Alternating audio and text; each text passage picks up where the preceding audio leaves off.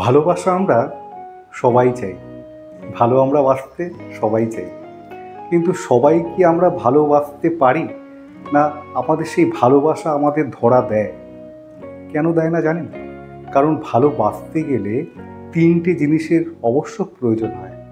একটা হচ্ছে পরিপক্কতা, অর্থাৎ ম্যাচুরিটি, সেটার কিন্তু একটা বিশেষ গুরুত্ব কিন্তু রাখে।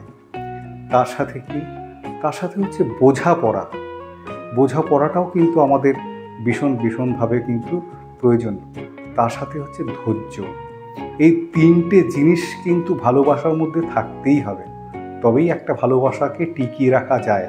আর এই তিনটে জিনিসই কিন্তু আমাদের নির্দেশ করে হচ্ছে শনি।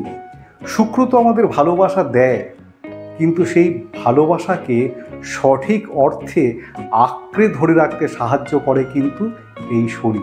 যার জন্য অনেক ক্ষেত্রে যারা শৈশবে, যারা ছোট বয়সে যারা প্রেম করে, তাদের মধ্যে সেই ধৈর্য থাকে না, ম্যাচুরিটি থাকে না, যার জন্য সেগুলো টেকেও না অল্প বয়সে যেটা হয়।